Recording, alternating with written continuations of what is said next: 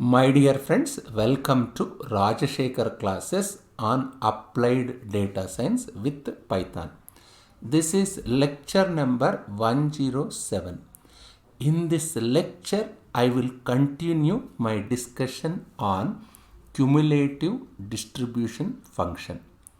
Since we have learned about the probability density function of a Gaussian distribution, the other type of plot which is very important as we saw earlier is the cumulative distribution function.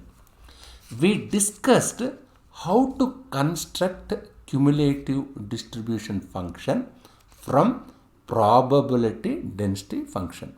So let's look at what is the shape of cumulative distribution function of a Gaussian distribution looks like.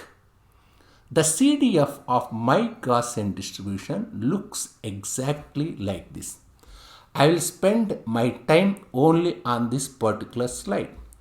This slide I downloaded from Wikipedia.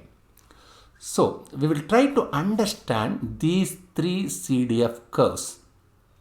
So if x is my random variable, we know that CDF always ranges between 0 and 1. That I already discussed in many lectures, not only in previous lecture. Just see, I can say like this: the left bottom is always at 0, isn't? Is it not? This is left bottom, and right top. This is my right top, isn't it? Is it not corresponding to 1? Is it not corresponding to 0? Why? Because as I discussed in my previous class, your 0 less than or equal to f small x of capital X. This is cumulative distribution function is always lies in between 0 and 1, isn't it? We will solve problems on this particular concept in my next class.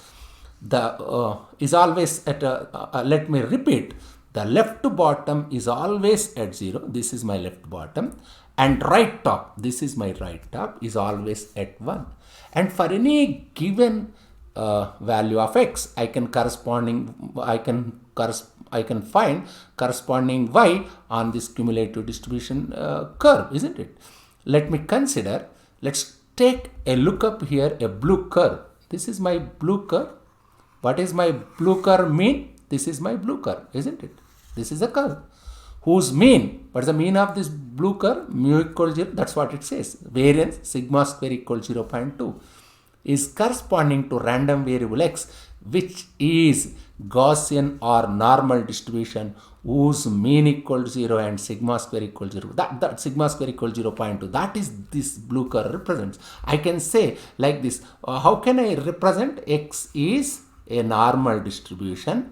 What is the notation? X is mu comma sigma square. This is my notation. For this blue curve, what is my x is? It's a normal distribution. What is my mu value? That mu value is 0. And what is my sigma square value? 0.2. It's basically, it's a normal distribution whose mean is 0 and variance is 0.2. That's what this blue curve represents. For this curve, one of the important thing is what does for given any point here. So what does the CDF height represents? It represents the probability that my random variable x is less than or equal to this value. Let's assume the value of x is 0.4. Let me say like this for simplicity, instead of making many complications. This is my x. This is my random variable, isn't it? This is my probabilities, isn't it? Now, let me take one simple example. Let me take x equal to 0.4. Just let me consider x is my random variable. Let me assume my x value is 0.4. Let me say this is 0. I can say 0.4 means this is maybe I think 0.5 somewhere here. X equals 0.4, isn't it? Means where can I go? This is 1, this is 0, this is 0.5, this may be like 0.4. Just plot this one, just draw this line and identify its corresponding y value. Just it is something like this, isn't it? I can say this is something like capital Fx of small x. This is definition. P capital X less than or equal small. This is not new thing. I already discussed in my previous lecture.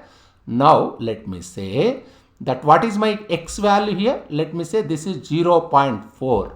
Capital X less than or equal to 0.4, isn't it? What is its y value? That is 0.8. That's what it says. I can say it's look like 0.4 height tells me corresponding probability is 0.8. What it says is the height of my CDF tells me what is the probability that my random variable x takes values which are less than or equal to 0.4. Just if I consider 0.4, I am not finding probability at 0.4. If it is probability density function, I can say that is probability at 0.4. But since it is cumulative distribution function, if I take x value is 0.4, what does it mean? P capital X less than or equal to 0. Means till 0.4. You are calculating cumulative probability. You are calculating entire probability till the 0.4, not at 0.4. If you want to find probability at this 0.4, just you need probability density function. If you are interested in probability from starting value of random variable to, means here starting value of random variable is -5 to till 0.4, I need cumulative distribution function. This function has got many applications in different data science related problems. As I told you in my previous lecture, it is basically helpful in building jet tables, standard normalized tables. I will explain in my next lecture how it is useful. That's what your CDF informs about. So the CDF of your random Gaussian variable is looks like S-shaped curve, isn't it? This is it not just like S? It is just like S-shaped curves. Here we have 4 cumulative distribution functions, distribution curves. We will try to understand. One by one. First, consider first 3 curves. If you observe first 3 curves, here are a couple of interesting things. The mean of your random variable is 0. For first 3 curves, mean is 0, isn't it? Is it not correct? What is mean? Mean means its central point. Even we discussed in what is this probability density function. Mu is 0. Its central point. Just see, this is mean. This is mu. This is 0, isn't it? This one. This is mean. Just see carefully. This is mean, isn't it? Mu equals 0. Just see, these are 3 curves. How many curves has got mean 0? Mu equals 0 for 3 different types of colors. You can see these colors because our distribution is symmetric. Normal distribution is symmetric curve, isn't it? Because our distribution is symmetric, which means what is the symmetric distribution? Left side of the mean you have 50% of data, right side of the mean also you have 50% of data, isn't it? Because our distribution is symmetric, which means 50% of the points lie on one side of your mean, 50% of the points lie on other side of the mean, isn't it? This is the mean. 50% of data lie on left side of this particular mean of any curve, and 50% of data is right side of this particular mean, isn't it? This is straightforward point. So value corresponding to half year will be at 0. Even you can see this one. Just see, this is 0, isn't it? Mu equals 0. Your mean equals 0. What is your corresponding y value?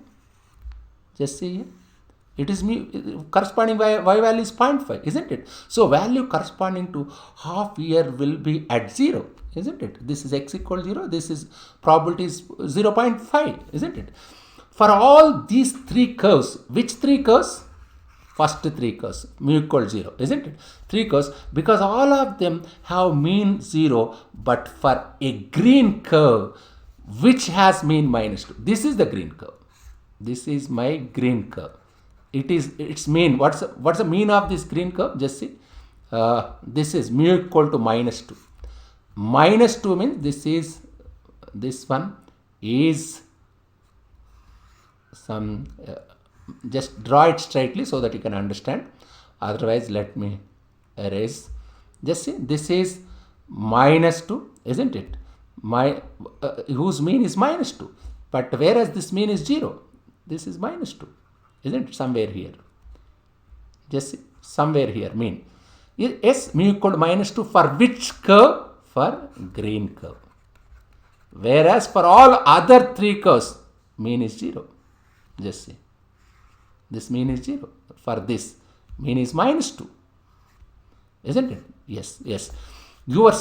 Yes, I can say mu equal 0. For mu equal 0, your probability is 0.5 for first 3 curves, isn't it? Because you would know, as you can see from probability density function, that it's symmetric, which means half of the points lie in one side and half of the points lie on the other side. Having said that, the other important thing that to notice is, if your variance is small, this point is very important point. This is golden point, I can say. This you must understand.